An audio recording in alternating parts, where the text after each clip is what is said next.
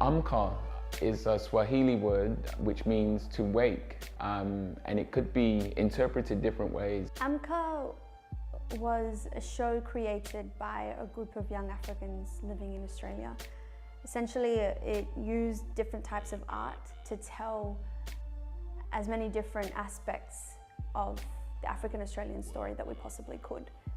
For me, AMKA was an enlightening process that helped me, I guess, understand more about myself and the sorts of things that I go through, and understand that other people go through similar sorts of things. AMKA to me is like a rebirth or awakening, or like as a global thing that's being birthed here. We wait patiently to hear, to see. I was stepping into unknown territory, so my expectations were very limited, although I had an expectation of the quality of work. My expectations changed as my role changed, I suppose. And with it being a community event as well, there's a guilty part of me that didn't expect it to be as big as it actually was. That's me being really honest. I know it very well. So well, in fact, that I could probably sell this place as prime real estate. I feel like it did meet my expectations, and some, but in different ways as well. Like the whole, the concept of being self-determined and the challenges that came along with that, and how we worked through them, and what I learned from that process was pretty huge. I had expectations, but I wouldn't say that I had a limit to what my expectations were, whether they were high, whether they were low.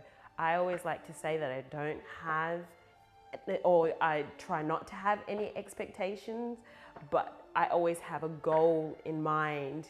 And so when this project came about and I knew that we had to produce this project, I had a goal that I wanted for myself, indeed, to tell, my own story in my own way.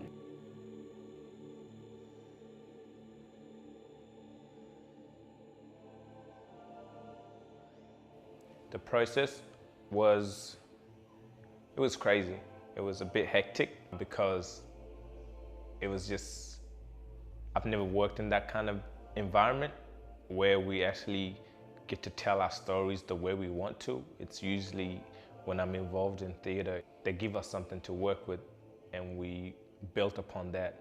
But this is like, we built it from the bottom to the top. I was scared at first, but throughout the process, I became empowering, and I found that everybody else, and I felt with the energy in the room and the encouragement that we gave to each other and the word of advice, my peers and my colleagues gave me the night of the performance, or throughout night after night of the performance, was really, really empowering. So I think it was raw and it was scary, and my God, it was definitely scary.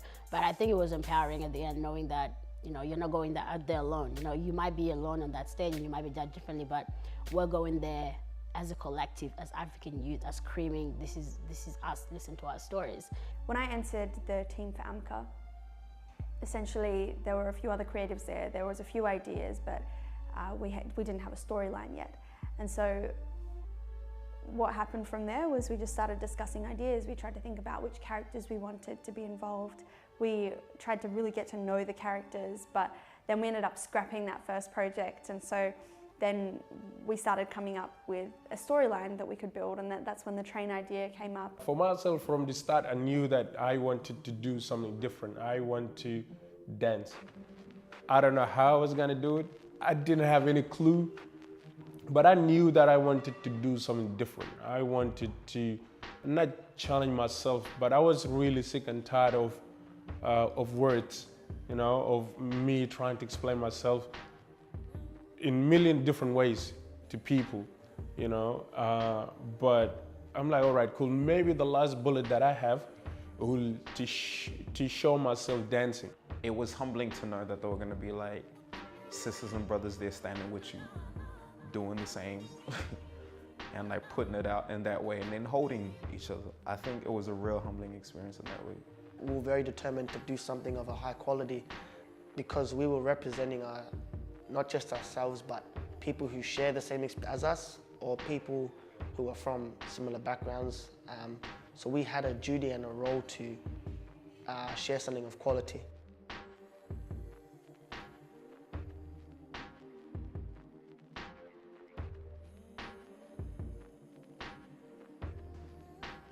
I think roles could have been done better. So we were aiming to have a non-hierarchical kind of structure within the group. But what we neglected, I think, is designating roles specifically and making sure we kept to them. Because I don't necessarily think AMKA ended when AMKA ended. And it's kind of like all of that stuff after that. And like, I really recognize none of us were equipped. We all kind of just put this together. We are like all learning and journeying together, and that's special.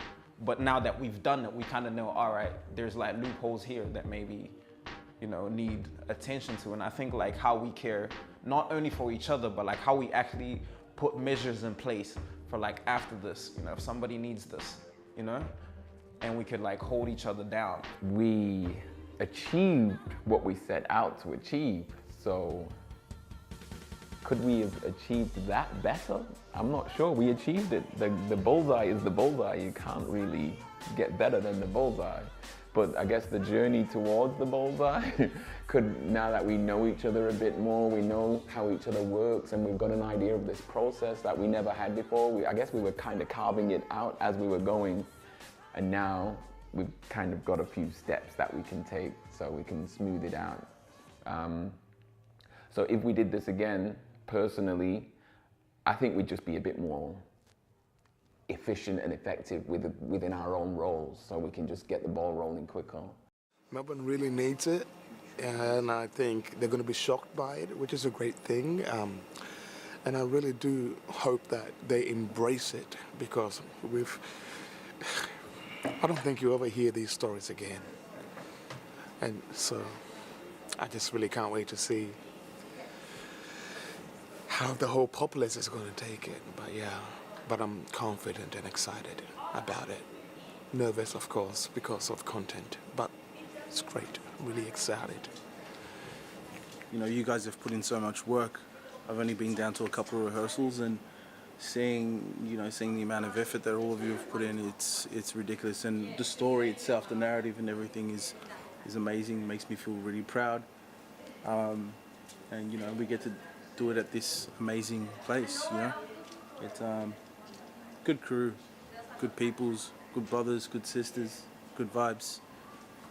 So yeah, exciting times ahead.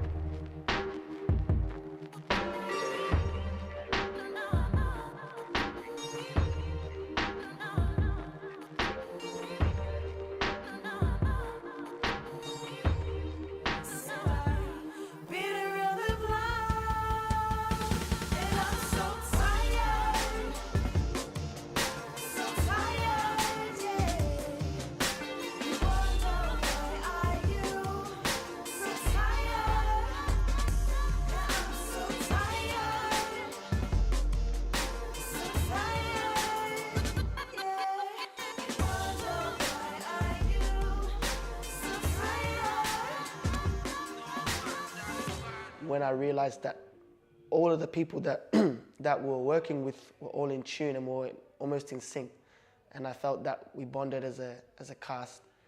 And when I realized that, that was probably my main highlight. When I realized that the people that I'm working with feel the importance of what we're doing and feel each other's energies and emotions. Yeah. I didn't really realize the magnitude of it. I didn't really think we're performing at the Arts Centre in the middle of Melbourne. I don't know if other people might have taken that for granted a bit, because I'm from the UK and I come to this big city, and then all of a sudden little old me is performing in the middle of this big city. It's like, I would never have expected that. And it felt like a battle of brotherhood, sisterhood, and also the real African warriors. Creative element of everything, you know, can be credited to everybody else. I really wanted to connect the words and the conversations with what we were saying to how they would feel.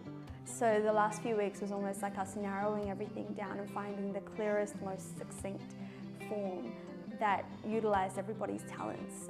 And so, yeah, it kind of just went from being all of these ideas, just bringing it in.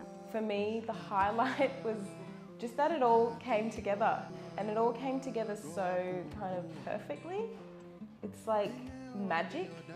Like, I don't know how that happened. I think what it contributes to the African narrative in Australia is like one thing I've always talked about being continuity. There's this weird idea that we have like traditional African narratives, contemporary African narratives, and then third culture kids fit somewhere in between there. I don't think our culture stopped at any point, and I think this is a continuation of our cultures as we know it in Melbourne as African descent kids. This is us. This is like our way of being, paying homage to the cultures that people have an idea is what our traditional culture is, whatever traditional means. You know, we carry very many different parts of us. You know, I'm Congolese, but raised in Kenya, Uganda, New Zealand. My culture looks very different to someone's idea of what a Congolese kid's culture looks like. And AMKA to me was a representation of what my culture is. And it's like that Africanness that we're not often given the chance to be able to see, which is that we can exist in very many large spectrums of who we are. I'm grateful for this project that is actually opening conversation. It's acting as a torch to the world, and you know, out there giving hope to these young people, and they seeing, you know, there's people just like them. I have great hope that AMKA will go further